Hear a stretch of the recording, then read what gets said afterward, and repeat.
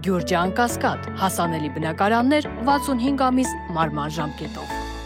Ալիևի դարը հիշողություններում շարունակում է խորը սպիացած մնալ Հայաստանի եւ Ադրբեջանի միջև տարբեր բանակցային գործընթացներում ԵՀԿ Մինսկի խմբի անդամների միջնորդությամբ կոնֆլիկտային իրավիճակը հարթելու հայտարարություններն ու առաջարկները։ Ալիևը նեղացած երեխայի պես տարբեր առիթներով բողոքում էր, դժգոհում, որ օրինակ իրեն փակ դռների հետևում ստիպում են ճանաչել Արցախի անկախությունը։ Նա միշտ է դժգոհել ԵՀԿ Մինսկի խմբի ձևաչափից, աշխատանքից. Political means there is no need for Minsk group any longer. Վաղուց ժամանակն է լուծարել ԵԱԿ Մինսկի խումբը։ Այդ կառույցը լիովին ձախողվել է հայ-ադրբեջանական անցյալի հակամարտության կարգավորման գործում։ Հայաստանը պետք է քայլեր ձեռնարկի այս հարցում։ Ալիևը հիմա ուզում է ասի, որ խնդիրը այլևս լուծված է, կոնֆլիկտ չկա, դրա համար լուծարեք։ Որտեղ եթե դուք դա պահպանելու եք, ապա միշտ այդ ինստիտուտը կարա շուր գա եւ ասի այդ խնդիրը կա, եւ մենք պետք է շուտ հարցեր քննարկենք։ Փորձում է դրանով իր վերջակետը դնի, որ այլևս ասի այդ կոնֆլիկտը չկա։ Որքան էլ Հայաստանի իշխանությունները տարբեր առիթներով հայտարարեն, թե պատրաստ են եւ կողմ են այդ ձևաչափի լուծարմանը, խաղաղության պայմանագրի ստորագրմանը համընթաց, քաղաքագիտական համայնքն ու ԵՀԿ Մինսկի խմբի գործունեությանը քաջածանոթները կփաստեն, այդ ձևաչափը ամենակարևորներից է, որի անդամ երկրների ղեկավարները բանակցային տարբեր գործընթացներում լրջագույն քննարկումներ են ունեցել կոնֆլիկտային խնդիրներին լուծում տալու հարցում։ Իրար հետ մտցելով միասնական որոշումներ էին ընդունում մի թեմայի մասին։ Նա այս իմաստով եթե նայեք, նույնիսկ իրանք չեն խոսում լուծարման մասին։ Բողոքում են, որ չի աշխատում, որտեղ հարաբերությունները վատ են եւ այլն եւ այլն։ Բայց այդ միասին չեն լուծարում, որովհետեւ դեռ իրար շահերի մեջ կա այս տարածաշրջանում ունենալ ազդեցության լծակ։ Այդ ինստիտուտը չի կարելի վերացնել։ Այդ ինստիտուտի համար պետք է կռիվ տալ բայ, որտեղ գալիք սերունդները պետք է ունենան այդ հնարավորությունը։ Որքան էլ Ալիևը բարձրագոչ հայտարարություններ անի, հայտարարի, որ պետք է լուծարվի ԵԱԿ Մինսկի խումբը, այնուամենայնիվ ԵԱՀԿ-ում բոլոր որոշումները հաստատվում են կոնսենսուսով։ ԵԱՀԿ ցանկացած անդամ պետություն կարող է հայտարարել, որ ինքը համաձայն չէ այդ լուծարմանը։ Վաղը կարող է Հայաստանն ու Ադրբեջանը ղեկին ասեն, ուզում ենք լուծարենք, որևէ մի երկիր ասի, չէ, ես համաձայն չեմ, որովհետեւ խնդիրը չի լուծվել, ոնց է, ինչ մասն է։ Արցախի հարցը իրանք ունի վերադարձ։ Արցախի հայությունը իրանք ունի իր պատմական լուսարձանների համար։ Ցանկացած անդամ կարող է խնդիրը բարձրացնել, գաղտնիքի ժամանակ խոսալ, նման անել։ Որքան էլ Մինսկի խումբը այս պահին ներգրաված չէ Հայաստանի եւ Ադրբեջանի միջև բանակցային գործընթացում, որպես ակտիվ միջնորդ, այնուամենայնիվ այսօր էլ Ամերիկայի Միացյալ Նահանգների, Ռուսաստանի եւ Ֆրանսիայի համար այն դեռ լծակ է տարածաշրջանում ազդեցություն ունենալու համար։ Ալիևը շատ լավ է հասկանում, որ սա պարզապես թեմա է Հայաստանի վրա ճնշում օգտագործելու։ Օգտագործում է եւ ճնշումները վերջական պարտության դապան։ 2021-ին Ալիևն ու Էրդողանը Շուշիում հռչակագիր ստորագրեցին, ինչը երկու երկրների հարաբերությունները դաշնակցային մակարդակի հասցնելուն էր ուղղված։ Քաղաքագետի ձևակերպմամբ այդ հռչակագրի ստորագրումից հետո ինչ ձևաչափ էլ առաջարկեն Ադրբեջանն ու Թուրքիան, եղբայրական այդ երկրների համար այն տարածաշրջանային առևտրի ֆորմատ է դառնալու։ Այդ հարթակում ըստ քաղաքագետի ամեն ինչ քննարկվելու է բացի Արցախի հարցից։ Հենց այդ հարթակներից է 3+3 ձևաչափը, որտեղ ըստ մասնագետի Արցախյան կոնֆլիկտի թեմա ընդհանրապես չի կարող լինել։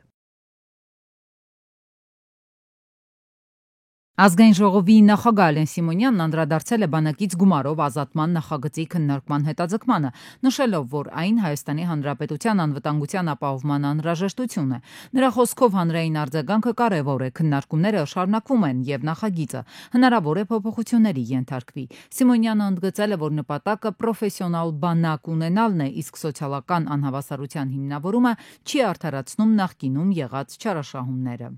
Ռուսաստանի Դաշնության արտաքին գործերի նախարարի պաշտոնական ներկայացուցիչ Զախարովան հայտարարել է, որ Ռուսաստանը շարունակում է ուկրաինական հակամարտության կարգավորման վերաբերյալ հուշագիր մշակել։ Նրա տեղեկացմամբ խաղաղության պայմանագրի վերաբերյալ հուշագրի նախագիծը սահմանում է մի շարք դիրքորոշումներ, ինչպիսիք են կարգավորման սկզբունքները համապատասխան պայմանավորվածությունների առկայության դեպքում որոշակի ժամկետով հնարավոր զինադադարը։ Զախարովան հայտարարել է, որ պատրաստ լինելուց անմիջապես հետո փաստաթուղթը կփոխանցվի ուկրաինական կողմին։ Ֆինլանդիայի վարչապետ Պետերի Օրպոյի հետ ասուլիսում Գերմանիայի կանցլեր Ֆրիդրիխ Մերցը հայտարարել է, որ արևմտյան երկրները չեղարկել են Ուկրաինային մատակարարված հեռահար զենքի օգտագործման սահմանափակումները։ Մերցի դիտարկմամբ Ուկրաինան իրավունք ունի գործընկերներից ստացված զենքերն օգտագործել Ռուսաստանի տարածքում գտնվող ռազմական թիրախների դեմ։ Հեռահարության սահմանափակումներ սահմանած երկրները հրաժարվել են վաղուց ներկայացված այդ պայմաններից, պարզաբանել է նա։ Թրամփը եւ Նեթանյահուն լարված հեռախոսազրույց են ունեցել Իրանի հարցով, հաղորդել է 12 ալիքը, կողմերը չեն կարողացել հաղթահարել տարաձայնությունները։ Թրամփը հայտնել է, որ նախընտրում է դիվանագիտական լուծում եւ վստահ է, որ կարող է լավ գործարք ընկնել, մինչդեռ Նեթանյահուն շարունակում է պնդել Իրանի դեմ հարվածնելու անհրաժեշտությունը։ Որ բուժ կենտրոնում ու որ բժիշկը բուժի առողջապահության համապարփակ ապահովագրության ներդրումն արդյոք ենթադրելու է, որ այս ընտրությունը ազատորեն բուժառուն է կատարելու։ Ոլորտի գլխավոր պատասխանատուն հաստատում է նպատակները համակարգը հենց այդ կողմ տանելու մասին են։ Եթե հիմա անձը պոլիկլինիկայում ուղեգրի հիման վրա նեղ մասնագետի խորհրդատվություն է նշանակվում, ապա նա այդ ծառայությունը ստանում է հենց տվյալ պոլիկլինիկայի նեղ մասնագետից կամ ամբուլատորիային կցված ուրեմն նեղ մասնագետներից։ Բայց ապահովագրության շրջանակներում մենք ընդլայնելու ենք այս հնարավորությունը։ Գոնե պոլիկլինիկաներում գծագրման սկզբունքը վաղուց չկա, բացառապես հավաքագրման ձևաչափն է գործում։ Պետառողջապահական գործակալության նախկին ղեկավարն է հիշեցնում ու հարցնում. այս դեպքում նորությունը ո՞րն է։ Իսկ այն, որ ամբողջությամբ կանցնենք քաղաքացու անհատական ընտրությանը, փորձագետն այնքան էլ վստահ չէ։ Լինելու են բացառապես այն պոլիկլինիկաները, հիվանդանոցները, որ ունի ապահովագրական հիմնադրամի հետ պայմանագիր։ Հետևաբար այն կազմակերպությունները, որոնք պայմանագիր չեն ունենա եւ քաղաքացին կդիմի այդ կազմակերպության խորհրդատվության, նրանք մնալու են վճարովի սկզբունքով։ Օրենքի նախագծում տառ անգամ չկա, թե բոլոր լիցենզիա ունեցող առողջապահական կազմակերպությունների հետ ստեղծվող ապահովագրական հիմնադրամը պայմանագիր է կնքելու, հավելում է Վարդանյանը։ Ընդհակառակը ըստ նախագծային փաստաթղթերի գրված է, որ լինելու է ընտրովի որոշակի չափանիշներին համապատասխանող կազմակերպությունների հետ պայմանագիր։ Իսկ երբ ենք ունենալու ապահովագրություն, այս հարցը դեռևս միանշանակ պատասխան չունի։ Հիշենք, այս տարի էլ համակարգը չգործարկելու Ֆիննախի առաջին բերած վերջին պատճառը փող չունենալն էր։ Թե երբ փողը կգտնվի, պարզ չէ, բայց մինչև այդ առողջապահության նախարարությունը որոշել է դեղատոմսով դուրսգրման ենթակա դեղերի ծրագիրը ոչ թե առաջիկա հուլիսի 1-ից, այլ 2027 թվականից մեկնարկել, ինչն էլ փորձագետները կապում են ապահովագրության ներդրման հետ, քանի որ վերջինիս առանցքը նաև դա է, ասում են, մինչև այդ թվականը ապահովագրության մասին մոռացեք։ Երևանում հերթական անգամ հարձակման են ենթարկվել շտապ օգնության բժիշկները։ Դեպքը տեղի է ունեցել մայիսի 26-ին։ Արարատյան փողոցի 10-րդ հասցեում քաղաքացին կացինով հարձակվել է շտապ օգնության բժիշկների վրա։ Ցավալի է, որ հերթական անգամ բժիշկները գալիս են